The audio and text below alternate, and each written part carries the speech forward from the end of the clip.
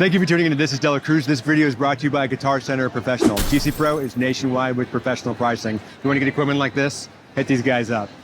Link in bio.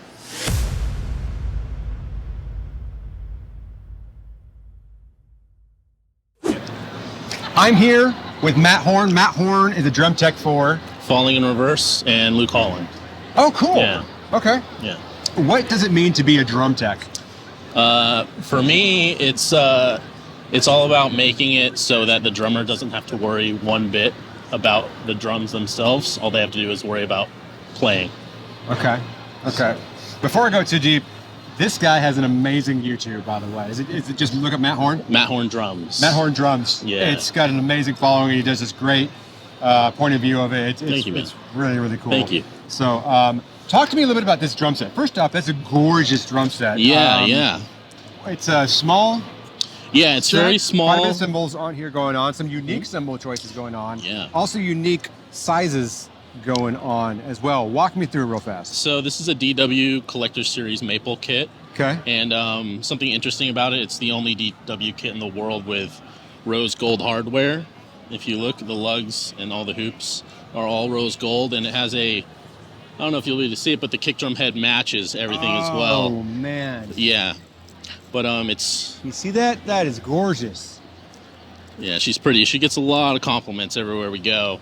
But as far as sizing, it's pretty standard. We just have like our 12 by 9, okay, 16 by 14, and a 22 by 18 inch kick. Also the 6.5 by 14 inch edge snare. So okay, it's maple and I believe brass in the center.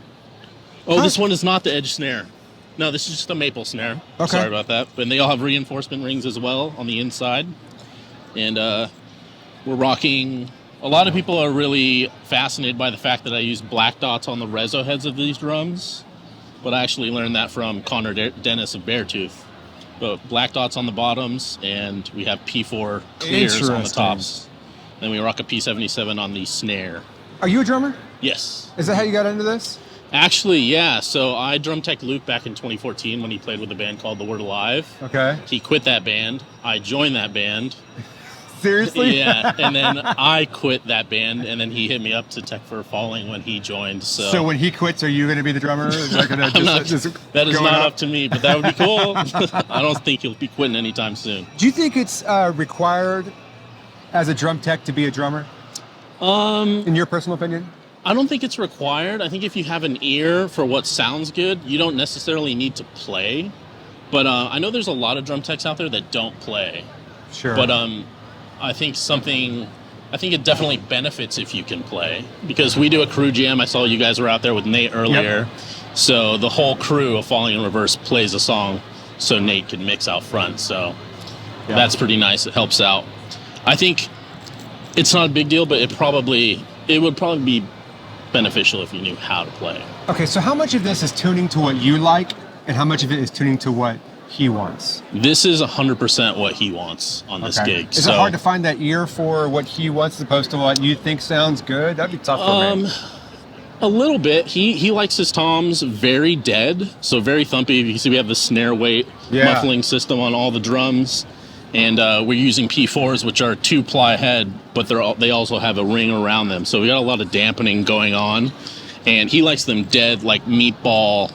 And then he likes his snare like absolutely cranked because it's more of a feeling thing for him. He wants that rebound. He does a lot of rudiments and a lot of intricate stuff. So it's always a battle between, we want a big, fat, beefy snare out front, but he wants that super tension high snare. So...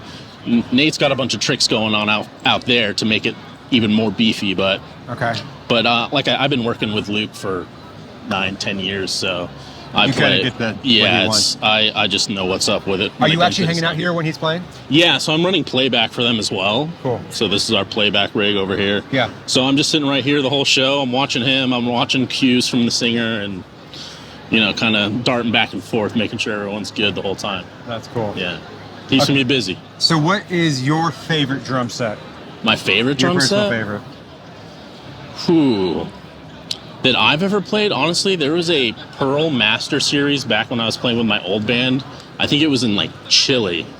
somewhere in South America, but it was a backline kit. But I'll never forget it because I'd never played a Pearl at that time. And out of the box, like out of the backline case, it sounded amazing. And I'll never, ever forget that Pearl kit. Okay. What is the most overrated drum set? Overrated? Overrated. Oh, man, this is going to piss people off. Dude. 100%. Okay. I'll say it. Most underrated. Underrated? Huh. That's a hard question.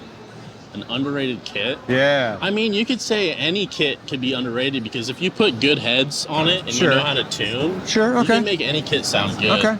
But I'll say an underrated kit that I had was a D-drum kit back in the day. Okay. I got it off Craigslist for like $400 and it sounded sick. Perfect size snare. 8x14. Kick drum. 2214. Interesting. Cymbals. Light, medium, dark. I like bright, shiny cymbals. Okay. You know, I like some dark stuff. Like this ride, for example, this Meinl C squared Chris Coleman signature ride. It's like it's got holes. It looks like it's been shot by a gun. It's been buried outside. It's like a relic, but this thing just sounds mean, dude. It's just got a great pronounced bell, but it's sweet and dainty too. If you play on the edges of it. What is an advice you can give to tuning a drum set? The biggest advice. There's a brand new drummer here, and they're like, I want to get it sounding like he has it sounding. Okay. If I had 5 minutes to explain, tune your resonant head higher than your top head, and don't be afraid to get yourself in trouble because learning how to tune drums, especially if you're touring, you're in different rooms. Sometimes you're outside. Like you can get yourself in trouble, and being able to get yourself out of trouble is a huge because you can be up here and you know it's like we got to get off stage in 15 minutes, but you don't have that much time to tune. If you hop up here and they don't sound good, you just gotta be calm and just take your time and just figure it out. So the more trouble you get yourself in, the better you will be able to tune from scratch. You know what I mean? Okay. What is the trick to a ringing tom? A ringing tom? Snare weight. Throw a snare weight on there.